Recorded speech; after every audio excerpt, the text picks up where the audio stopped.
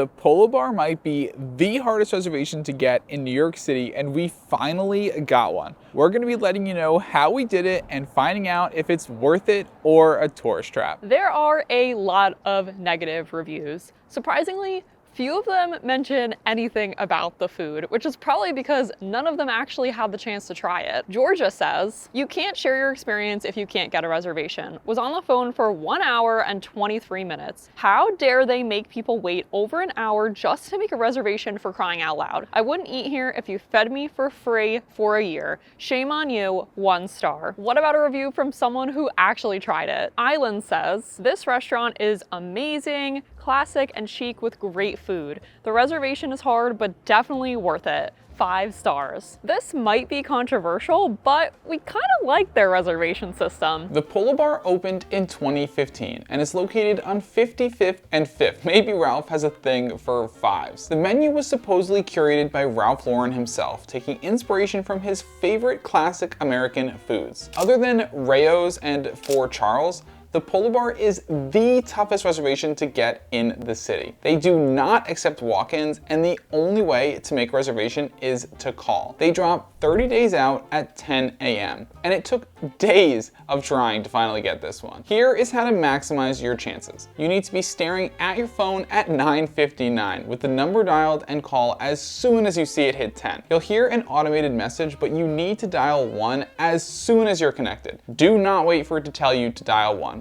And then you wait. I actually think this is a much better reservation system than the Resi drops, because popular spots like Don Angie and Fort Charles typically have nothing left before the page even refreshes. Calling eliminates the ability to use bots, and for the most part, whenever I did get through to a reservationist, they were very kind. We actually had to cancel our first reservation about a month ago because we both got COVID. And when I connected with someone a few weeks later to make a new one, they noticed I had recently canceled and asked if everything was all right. I felt like that was a nice personal touch, and also goes to show how rare it is for someone to actually cancel. We arrived 15 minutes before they opened. Every other time we've gone to a restaurant early, people form a line, usually one for people with reservations and one for people trying to walk in. This is not what happened here at all. A few of us were in line, but as it got closer to 5, loads of people kept showing up and positioning themselves right in front of the door.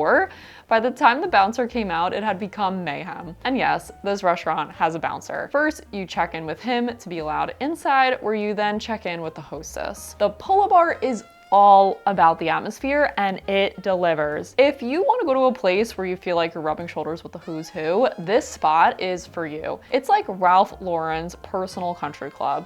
Equestrian theming throughout with wood paneling and plaid accents everywhere. It's like the kind of decor that could easily look terrible if not done well, but here it's done perfectly. Honestly, wouldn't expect anything less for Ralph Lauren. The lighting is stunning, and there's a subtle piano soundtrack in the background. We felt like the tables were a reasonable distance apart, although we could see a few that looked a little more crammed together. Everyone from the wait staff to the patrons are dressed in their nicest and trendiest outfits, or if you're like Will and dust off your one polo sweater you probably got at TJ Maxx for the occasion. Probably the 2 most famous things to get here are the Polo Bar Burger and Ralph's corned beef sandwich, which you can actually get as an appetizer. So we're doing both of those. The cocktails are all $24 and up, which is a lot, and the martinis start at $35. So we opted to spend our money on more food. If you know us, you know we had to try a steak as well, plus I'm told we need to save room for dessert. They arrive with a basket of fresh popovers. These are an iconic part of a meal at the Polo Bar, and we could see why. They're served hot and fresh. The inside of this top part is hollow but so seasoned, with maybe a little onion, basil, oregano, and rosemary. Delicious. The bottom is bursting with Gruyere. There are multiple experiences in just one piece of bread. I only wish they came by with another. First up was Ralph's corned beef sandwich bites. It comes on marbled rye with melted Swiss, mustard, and coleslaw.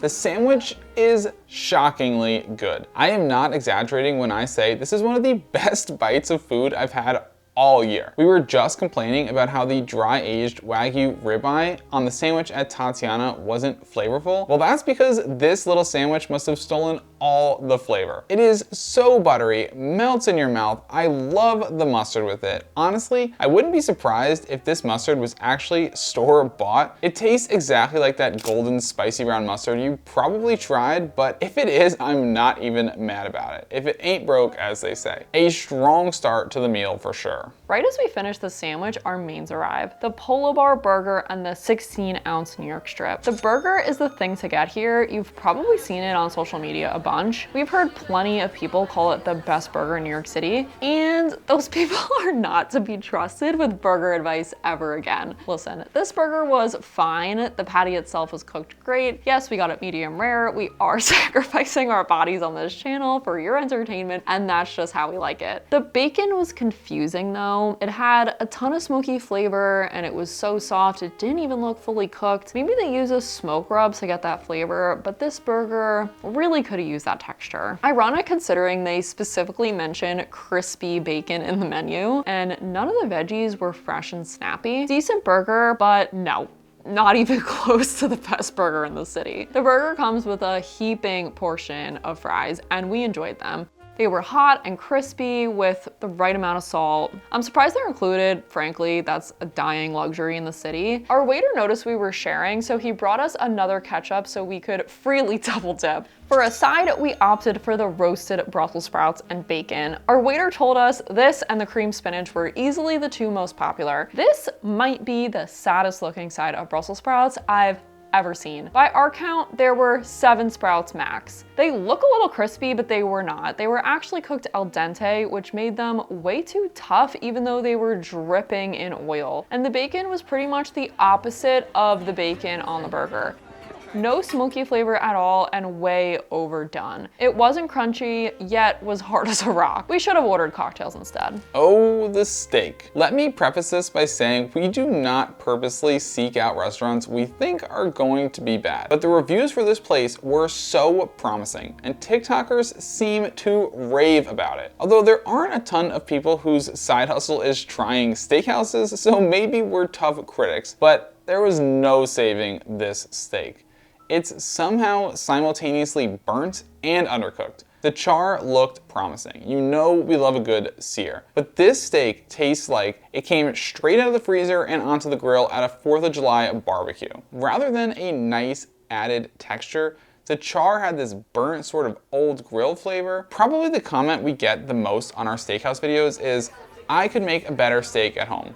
But seriously, I would be disappointed in myself if I cooked a steak like this at home. Also, there is no chance this is USDA prime cut of steak. It was fatty, chewy, tough. I mean, this knife struggled getting through it. The New York strip at Salt-Based Restaurant was better and cheaper, and that's saying a lot. Easily the most disappointing steak we've ever had on this channel. I'm probably ruining Kristin's chances of ever getting a cute PR package from Ralph Lauren one day, but man, this was not good. You get to choose one sauce with the steak, and our waiter highly recommended the peppercorn, but you can also go with the chimichurri or horseradish cream sauce. Luckily, this sauce was really good.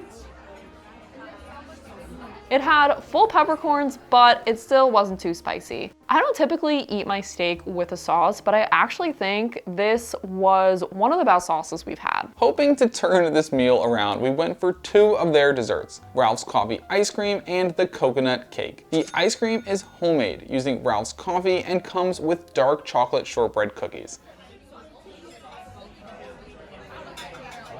I was enamored with this ice cream. Almost just as good as the corned beef sandwich, in my opinion. It has little pieces of coffee beans that add a nice, unexpected texture. It tastes exactly like affogato in ice cream form. Typically, coffee-flavored ice cream has a completely different taste to me than this does. It really is like fresh espresso poured right onto vanilla bean ice cream and frozen. If I had to pick one ice cream to have for the rest of my life, this would be in the running. I I didn't love it. Coffee ice cream is usually a little sweet, but this was a lot more bitter. The bites of coffee grounds made me feel like I was eating straight up coffee beans. If you like black coffee like Will does, this is probably for you. If you don't, then maybe go for something else. Luckily for me, we ordered 2 desserts. This is the famous coconut cake that comes with a passion fruit sorbet. Will had an out-of-body experience with the coconut cake at Grill 23 in Boston, and while this wasn't quite that good, it was still excellent.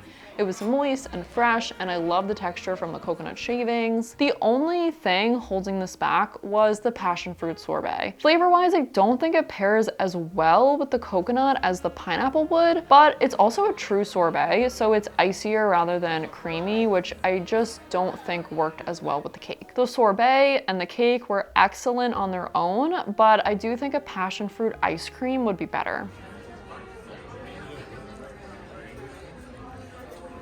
I think you guys already know what we thought of it. Definitely a tourist trap.